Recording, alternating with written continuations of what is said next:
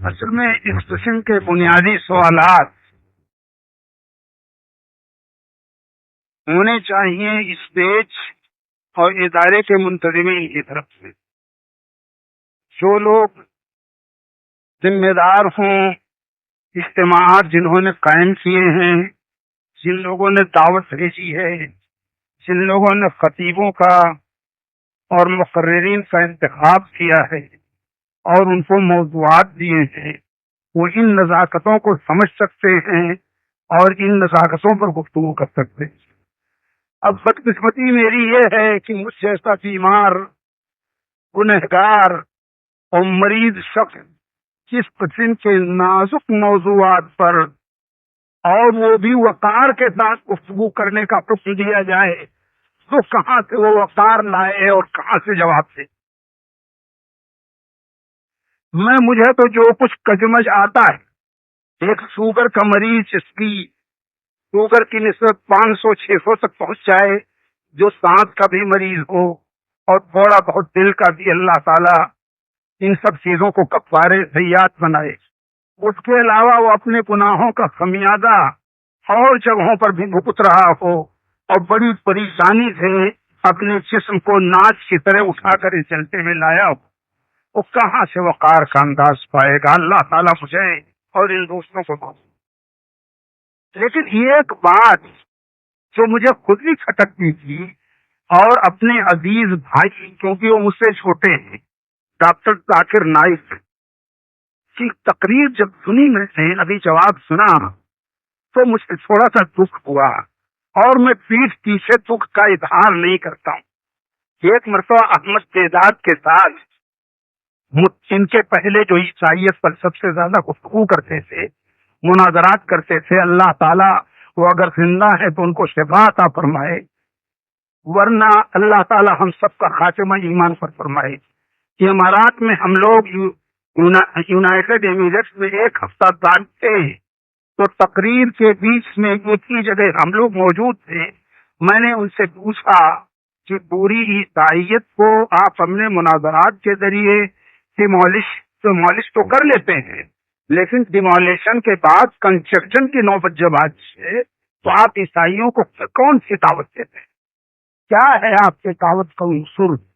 کس چیز پر بلاتے ہیں؟ کہا کہ مسلمان ہو جاؤ. میں نے کہا کون سا اسلام؟ اسلام کی اتنی شکلیں ہیں کہ اصل اسلام کی شکل چھپ رہتی ہے. بڑے دکھ کی بات. تو اب مشکل یہ ہوتی ہے ہمارے وہ احباب جو شرعی علوم پورے طور پر حاصل کیے بغیر اس میدان میں آ جاتے ہیں، وہ پریشانیاں اپنے لیے بھی پیدا کر لیتے ہیں اور دوسروں کے لیے بھی. مجھے یاد ہے امام ابن الجوزی، نام سنا ہوگا یا علماء کرام. امام ابن الجوزی رحمۃ اللہ علیہ حنابلہ کے ایک امام عالم، ان کی تقریریں سننے تک لاکھ لوگ آتے تھے. ڈاکٹر کی تقریر تو کیرل کے ابو بکر مسلیار کے ان لوگوں نے جو قبر ہی پر حسب سجدہ کرتے رہتے ہیں، لیکن ان کی تقریر موحدین آتے تھے 10 لاکھ 15 لاکھ. تو اختلاف ہو گیا اہل تشیع میں، اہل سنت میں. سنی حضرات کہنے لگے وہ سنی ہے اور شیعہ بھائی کہنے لگے کہ وہ شیعہ. تو دونوں پہنچے کہ چلو ان سے پوچھا جائے. سب سے زیادہ اہم موضوع ہے کہ ابو بکر افضل ہیں کہ علی.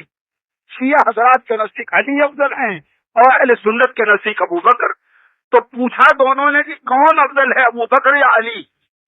تو امام ابن الجوزی نے جواب دیا کہ من ابنتہ زوجتہ. یہ طلبہ ہنس رہے ہیں میری بات پر، ادھر کے بڑھاپا آ گیا، میرا حادثہ کمزور ہو گیا. من ابنتہ زوجتہ، اس کا ایک ترجمہ تو یہ ہے، یہ عربی گرامر بڑی تیزی گرامر ہے، اور جو لوگ عربی گرامر بھی نہ جانے اور وہ عربی کی شرح کریں تو تکلیف ہوتی ہے. تو کہا کہ جس کی بیٹی، آپ کی بیٹی جس کی بیوی ہے، شیعہ خوش ہو گئے کہ لو حضرت علی کو فضیلت دے دی کیونکہ آپ کی بیٹی حضرت علی کی بیوی ہے. اور اہل سنت خوش ہو گئے کہ جس کی بیٹی آپ کی بیوی ہے، یہ ابو بکر کو کہہ دیا کہ ابو بکر کی بیٹی اللہ کے رسول کے نکاح میں، لہذا دونوں خوش خوش چلے گئے.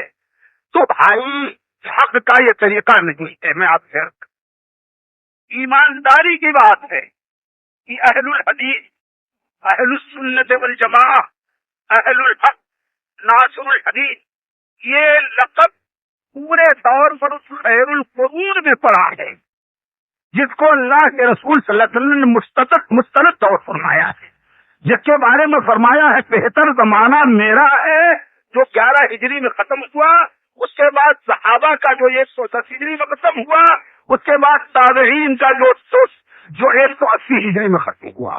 تو یہ سارے نام تمام مشکلات سے بچنے کے لیے، یہ اعتزال، شرعیت، قدریت، شیعت، یہ اعتزال، عرائفیت، سب سے بچنے کے لیے ان لوگوں نے پورے دور پر، جمہوری دور پر، ان پر یہ نام پرنٹ ہو گیا، اہل الحدیث یا اہل السنت یا اہل الجماعہ.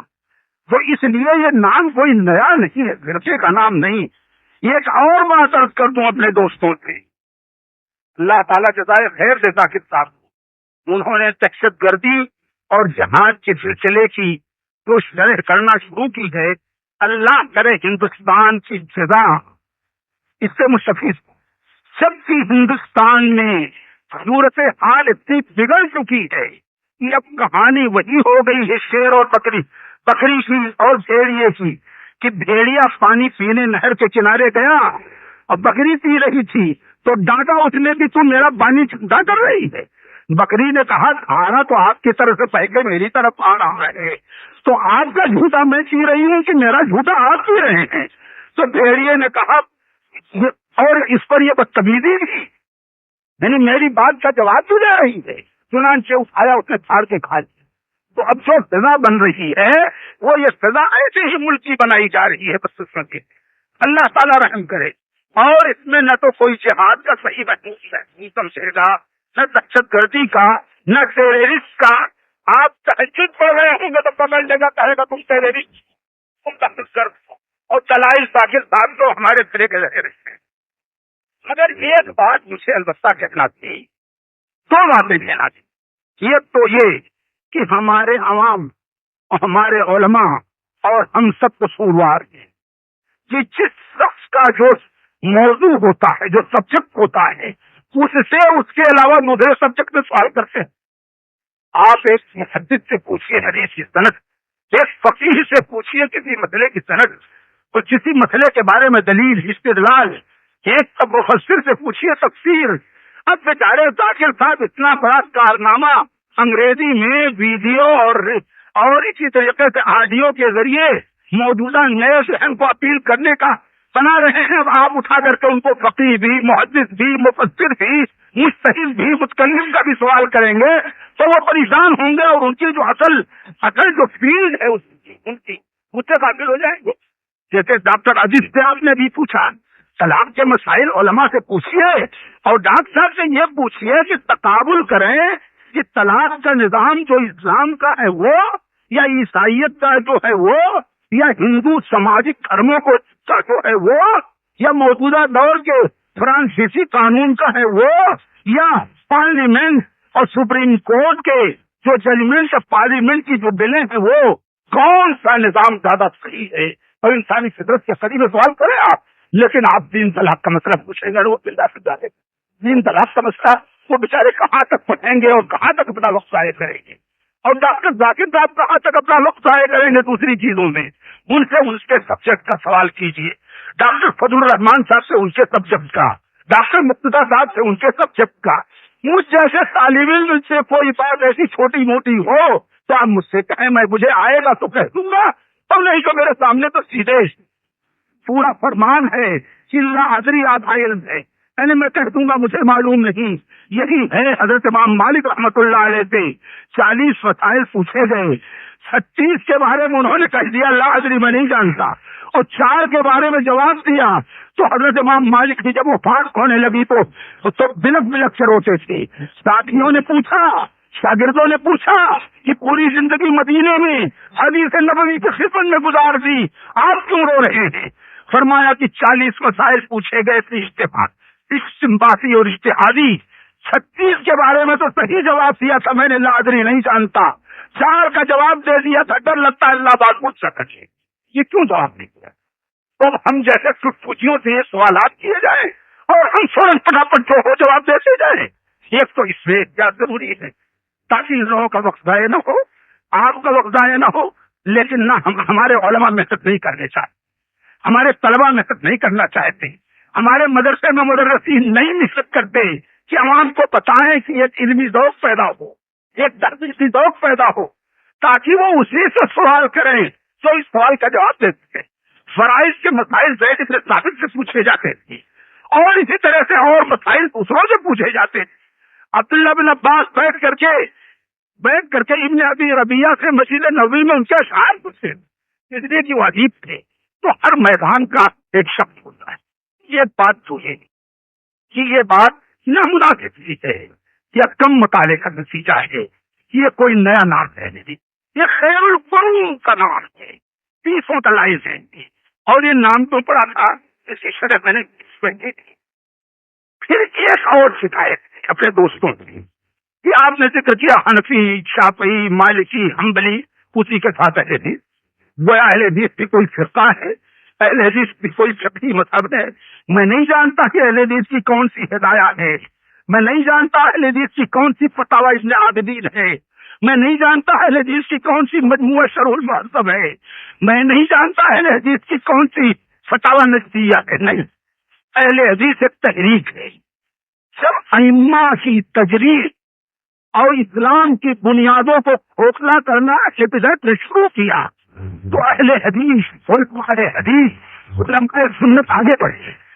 جب تک نے یہ کہا کہ یہ امت پیدا ہوگا جس کا نام محمد بن ادریس ہوگا یعنی شافعی، اور اس امت کے لیے ابلیس سے بھی زیادہ برا ہوگا، تو ائمہ حدیث کھڑے ہوئے اور انہوں نے امام شافعی کا دفاع کیا، اور جب شافعیوں نے حضرت امام ابو حنیفہ پر حملہ کیا تو اہل سنت والجماعت اور اہل الحدیث نے امام ابو حنیفہ کا دفاع کیا۔ حضرت امام مالک رحمۃ اللہ علیہ کے اوپر جب بات آئی کہ ان کے ماننے والوں نے حدیث پر عمل اہل مدینہ کو ترجیح دینا شروع کیا تو اہل حدیث کھڑے ہوئے ان کا دفاع کیا۔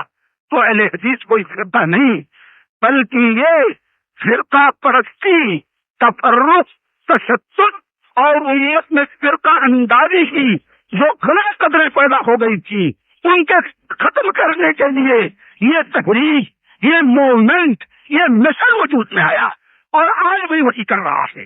حضرت امام حنیفہ رحمۃ اللہ علیہ کا مسلک ہے اس زیور میں زکات نہیں، امام شافعی، امام احمد، امام مالک کا مسلک ہے کہ نہیں، ہم لوگوں نے حق سمجھا حضرت امام ابو حنیفہ کا مسلک ہے، لہذا زیور میں زکات نکالتے ہیں، امام ابو حنیفہ کا دفاع کرتے ہیں۔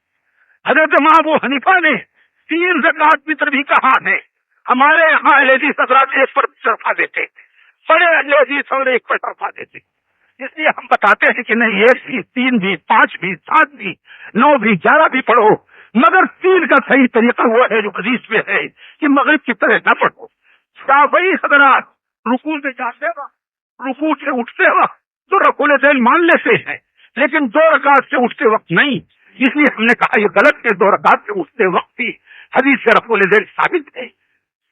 امام ابو حنیفہ رحمۃ اللہ علیہ کے ماننے والے امام ابو حنیفہ نہیں، امام ابو حنیفہ کے شاگرد ابن شہنہ کبیر کہتے ہیں کہ میں امام کے پیچھے سورہ فاتحہ پڑھتا ہوں، رفع الیدین کرتا ہوں، آمین بالشکر کہتا ہوں، اس لیے کہ میں حنفی ہوں۔ ان کے دوستوں نے پوچھا یہ کیسے، امام صاحب کا تو یہ مسلک ہے، کہا نہیں امام صاحب کا مسلک یہ ہے کہ جب صحیح حدیث ہو جائے تو یہ میرا مذہب ہے۔ تو اہل حدیث کا کارنامہ یہ ہے بڑے کھلے انداز میں کہ جہاں جہاں بھی حدیث مرتی ہو، حدیث مجروح کی جاتی ہو، حدیث کو چھوڑا جاتا ہو، حدیث پر ظلم کیا جاتا ہو، چاہے شافعیہ کے ہاں، چاہے مالکیہ کے ہاں، چاہے حنفیہ کے ہاں، چاہے حنابلہ کے ہاں، چاہے ظاہریہ کے ہاں، اور جہاں جہاں عقیدہ برباد کیا جاتا ہو، چاہے مرجئہ کے ہاں، چاہے خارجیہ کے ہاں، چاہے قدریہ کے ہاں، اور چاہے اشعریہ کے ہاں، چاہے ماتریدیہ کے ہاں، جہاں کی عقیدے پر ضرباتی ہو وہ کھڑے ہو کر کے اہل حدیث حضرات کوشش کرتے ہیں کہ حق کا کی حفاظت کریں، وہ حق جو قرآن و حدیث سے ثابت ہے. اس لیے اہل الحدیث کے وکیل مانا ہے اہل القرآن والحدیث. لہذا کوئی شخص بھی اگر حنفی کے ساتھ، مالکی کے ساتھ، شافعی کے ساتھ، حنبلی کے ساتھ ذکر کرتا ہے حدیث کو اس پانچویں درجے کی حیثیت سے، تو ظلم کرتا ہے اس مجدد تحریک پر، اس اصلاحی تحریک پر، اس مشن پر. اور وہ کوشش کرتا ہے کہ یہ مشن مر جائے، اس کے مشن والے شکل سوزا ہو جائیں، تاکہ سنت پورے دور پر اپنے حمایتی نفاذ پا سکیں. اس لیے سخت ضرورت ہے کہ ایمانداری کے ساتھ انصاف کی بات کہی جائے، صحیح بات کہی جائے. اور یہ کہ میں اہل الحدیث نہیں ہوں، اہل صحیح الحدیث ہوں، یہ تو دنیا کی نرالی ترکیب ہے. نہ عربی، نہ اردو، نہ فارسی، نہ انگریزی، نہ فرنچ، نہ جرمنی. اہل صحیح الحدیث کیا؟ اہل الحدیث کے معنی ہی ہے کہ جو حدیث صحیح ہو علماء اہل حدیث اسی پر عمل کرتے ہیں، اور جو صحیح نہ ہو اس کو حدیث ہی نہیں مانتے ہیں، چاہے وہ موضوع ہو، چاہے ضعیف ہو. اگر کمتر کے درجے کا ضعف ہے تو چند حدیثیں مل کر وہ حسن ہو جاتی ہیں، یعنی مقبول ہو جاتی ہیں. لہذا اہل الحدیث کے یہ معنی نہیں کہ اہل ضعیف الحدیث، یہ ضعیف حدیث پر عمل کرتے نہیں. یہ طنز ہے، یہ الزام ہے اہل حدیث پر، جو الزام برداشت کے قابل نہیں ہے. حدیث صحیح مانتے ہیں ہم بات کیجیے. صحیح اہل حدیث صحیح حدیث مانتے ہیں. ہر جگہ جہاں بحث کرتے ہیں، جہاں ہاتھ ناک کے نیچے باندھنے کا ذکر ہے اور سینے پر ناک کے نیچے کی چیز ضعیف ہے.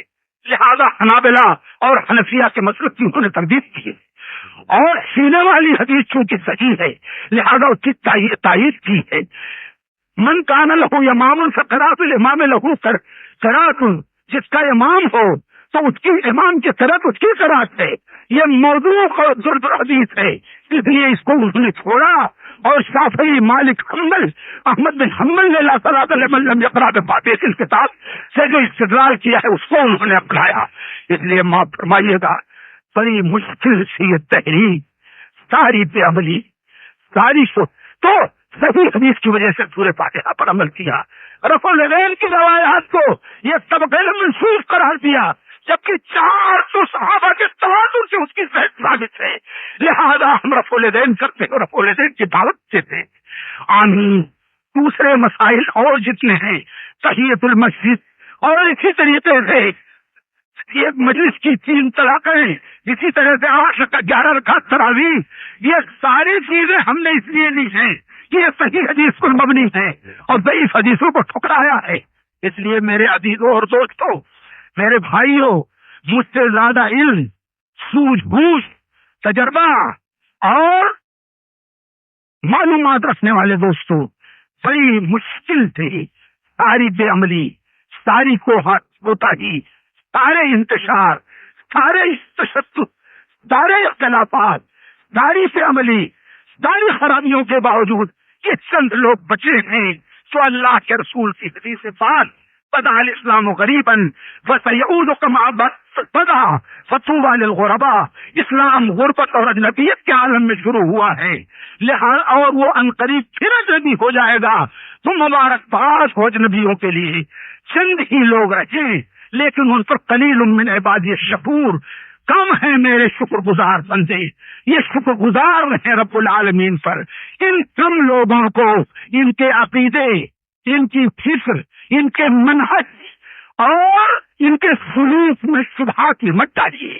ان کو نکال کر کے لا کر کے ڈھیلے ڈھالے میدان میں نہ ڈالیے جہاں نہ یہ مسلمان رہ پائیں، نہ اہل حدیث رہ پائیں، نہ سنت کے غیرت باقی رہے، نہ عقیدے کے غیرت باقی رہے.